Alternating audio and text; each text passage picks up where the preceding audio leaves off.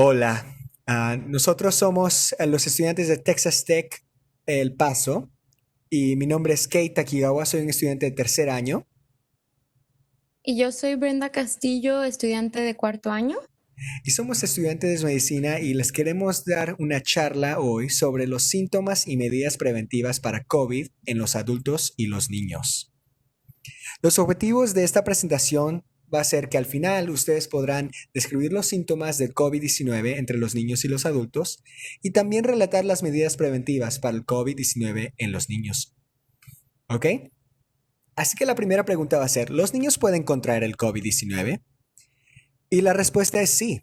Los, los números de casos de COVID-19 en los Estados Unidos entre los niños hasta el día 15 de octubre han sido más de 741,000 casos de COVID-19 aquí en Estados Unidos. Eso significa que por cada 100,000 niños, 986 niños se han contagiado de COVID-19 aquí. Y pues si podemos ver acá en este gráfico del país, podemos ver que 11 estados ya han tenido más de 20,000 casos de COVID-19. Así que estos son números alarmantes, pero tenemos que darnos cuenta que cualquier persona, no depende de qué edad, se puede contagiar de COVID-19. Y para saber, este número 741,000 ha subido de previo 657,000 casos, que eso pasaron hace menos de 2 semanas. Eso significa que han habido un incremento de 13% en estas 2 semanas.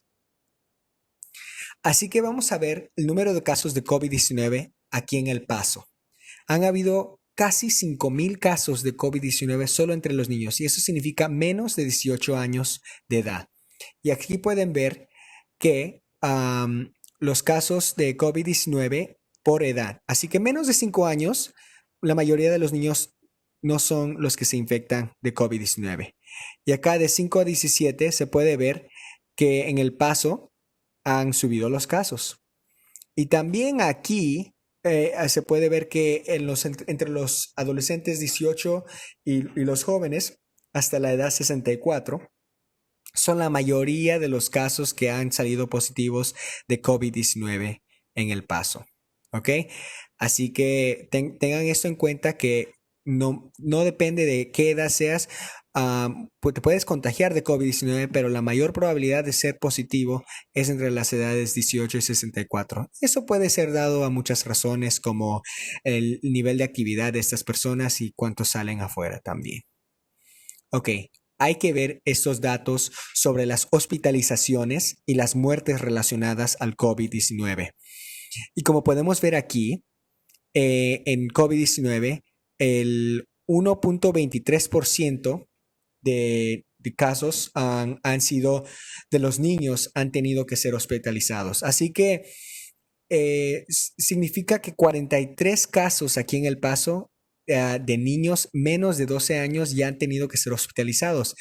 Y esta no es una cosa tan buena. O sea, al menos depende, ah, sí depende de edad, qué tan severa sea la situación sobre el COVID-19, pero todavía ya han habido 43 casos de hospitalizaciones entre los niños. Y acá podemos ver aquí en la mano derecha que las muertes relacionadas al COVID-19 ya hemos tenido un adolescente ya que ha fallecido de una muerte relacionada al COVID-19. Pero podemos ver acá a la mano derecha también que las muertes suben por la edad y la mayoría de las muertes son gente de mayor de edad, más de 50 años y el máximo en los años 70. Así que uh, tengamos esto todo en cuenta. Así que ahorita Brenda nos va a decir sobre la cronología de una infección de COVID-19. Ok, vamos a empezar a hablar de el periodo de incubación de una infección que puede durar hasta 14 días después de que una persona ha estado expuesto a alguien con el COVID-19. Un individuo puede ser contagioso durante 2 a 3 días antes de empezar a tener síntomas.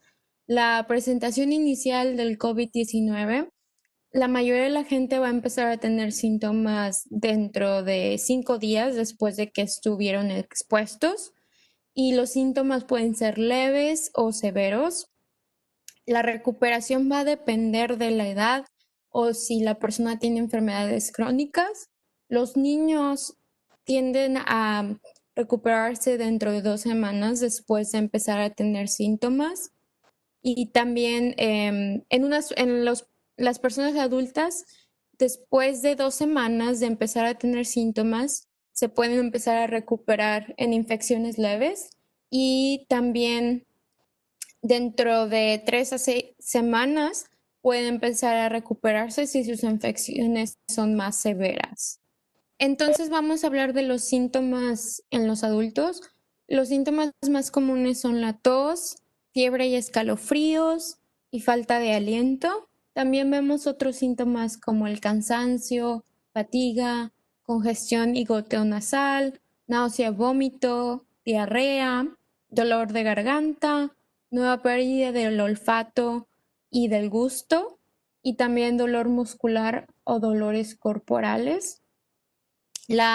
Vemos también que 40% de la población adulta que le da el COVID-19 pueden ser asintomáticos, o sea que no van a tener ninguno de estos síntomas o van a ser síntomas leves. 75% de las infecciones tienen probabilidad de infectar cuando están asintomáticos y también el 50% de las transmisiones pueden ocurrir antes de presentar síntomas.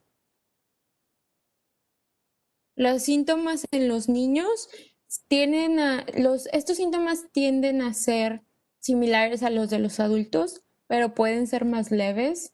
Y también hay niños que no muestran síntomas y aún así pueden infectar a las personas. Más del 90% de los niños son asintomáticos o tienen enfermedad leve. Los niños tienen más riesgo tienen más riesgo de tener una infección severa cuando son infectados con el COVID-19 son los niños con enfermedades crónicas y los niños menores de 12 meses. Los síntomas más comunes que vemos en los niños son la fiebre o calentura, tos, goteo nasal, diarrea, vómito y dolor muscular.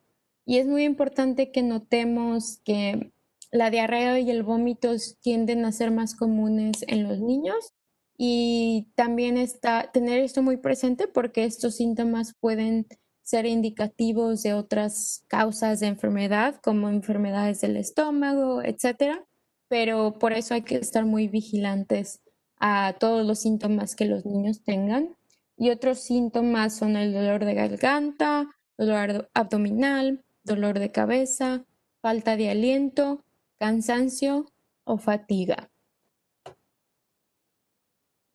Los síntomas severos en los niños pueden desarrollar el síndrome inflamatorio multisistémico, que es una condición severa en la que varias partes del cuerpo, como el corazón, los pulmones, los riñones, cerebro, piel, ojos y el tracto gastrointestinal se inflaman en los niños y este se puede desarrollar 2 a 4 semanas después de que el niño o la niña han sido contagiados con el COVID-19. Han habido 694 casos reportados en los Estados Unidos y 11 muertes reportadas también.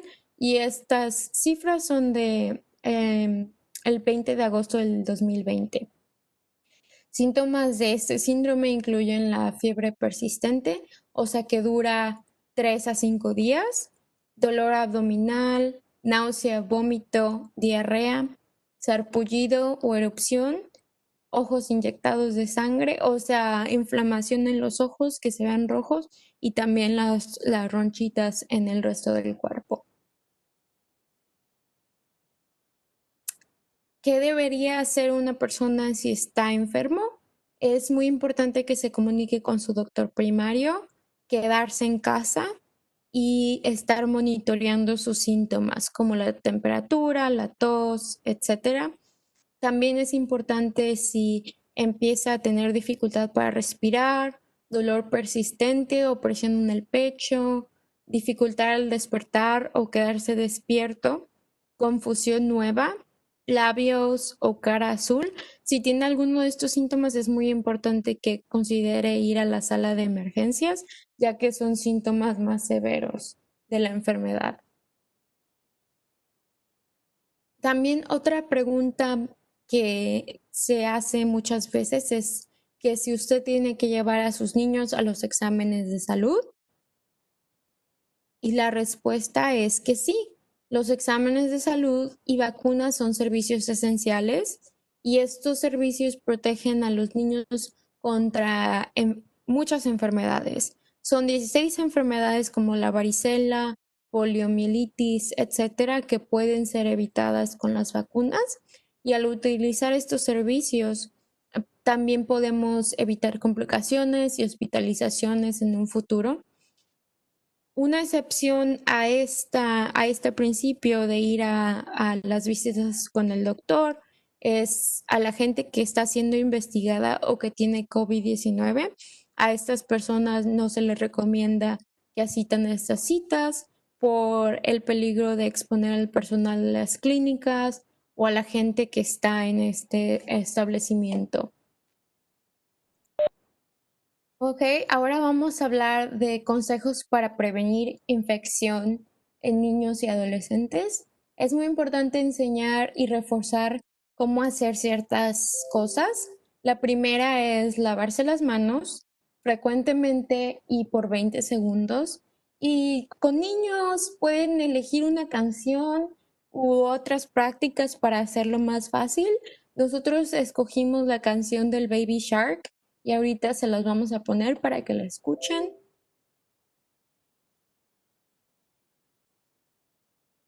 Wash your hands, do do do do do. Wash your hands, do do do do do. Wash your hands, do do do do do. Wash your hands. Grab some soap, do do do do do. Grab some. Ok, y esta está en inglés, pero también pueden buscar otras en YouTube para que estén en español si ustedes quieren. Es muy importante seguir poniéndose el cubreboca y la máscara. Es particularmente importante cuando sale y está en lugares públicos y si los niños tienen más de 2 años y pues seguir no tocándose la cara como nos han recomendado desde un principio.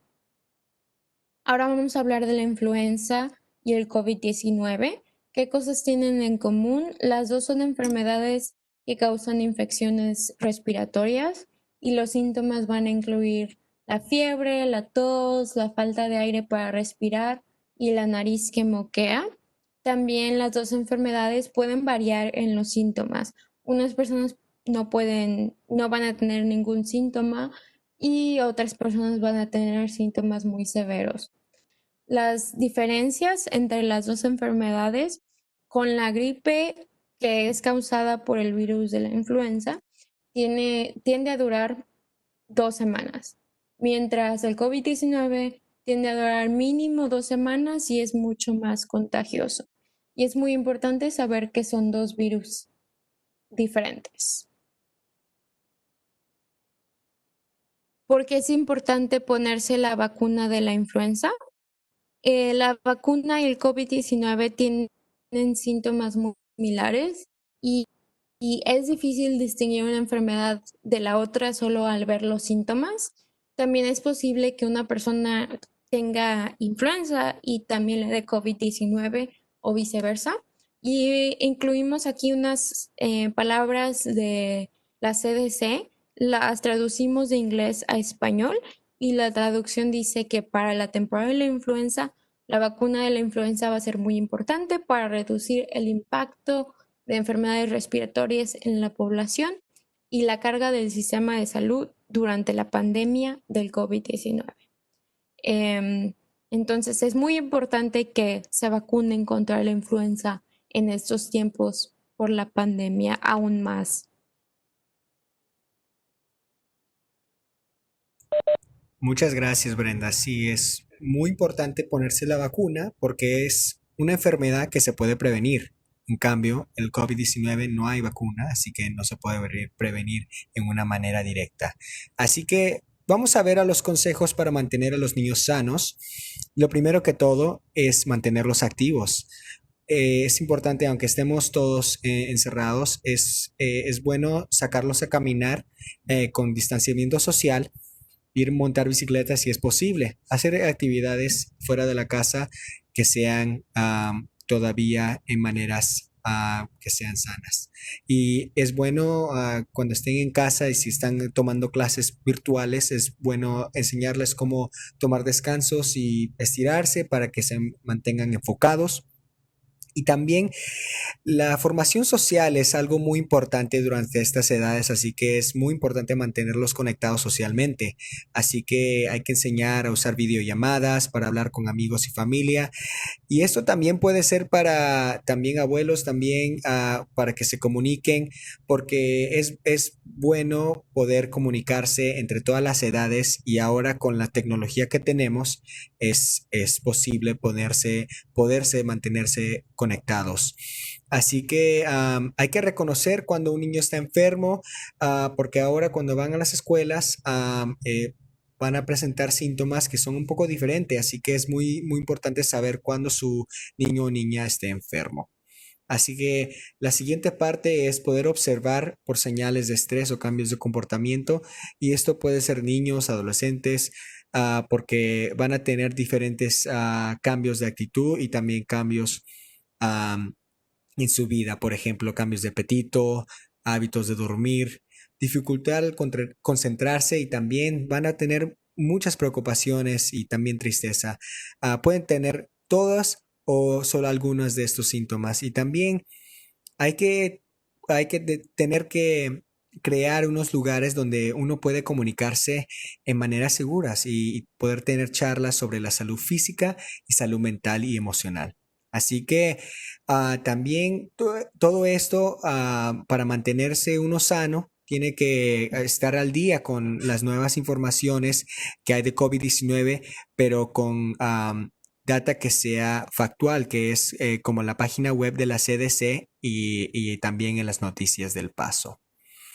Así que hay que ver los pasos recomendados por escuelas por COVID-19. Así que estos pasos, si las escuelas en las que están no están usándolos, es importante dejar que hay que avisar a los administradores que tienen que estar siguiendo estas siguientes reglas. Es promover acciones que reducen la propagación, o sea, distanciamiento social, uso de cubrebocas. Mantener un ambiente sano. ¿Qué significa eso? Limpiar y desinfectar superficies que se tocan frecuentemente. ¿Por qué? Porque el COVID-19 puede vivir en superficies por horas o hasta días. Así que limpiarlos es muy importante. Mantener operaciones sanas. ¿Y qué significa eso? No tener grupos muy grandes. Mantener los grupos pequeños y escalonar horarios para que no tengan mucho riesgo de contagio por solo contacto. Y también es importante tener medidas para cuando un estudiante se enferma, porque sí va a haber un momento en que uno de los estudiantes se enferme. Así que, ¿cuáles son los pasos que va a tomar la escuela para enfrentar este problema? Y eso es muy importante, saber estos pasos para saber que las escuelas están haciéndolo en una manera muy segura. Así que esto lo vamos a enseñar cuáles son los niveles de riesgo al contraer el COVID-19 en las escuelas y vamos a empezar desde lo bajo hasta alto riesgo. Bajo riesgo es puras clases virtuales. Obviamente, si todas las clases están siendo por en línea, hay muy bajo riesgo porque no va a haber mucho contacto. Y luego, si vamos a un aprendizaje híbrido, que significa la mayoría de clases son virtuales y otros en persona, eso es poco riesgo porque si son la mayoría en virtuales, hay menos contacto, menos posibilidad de contagio.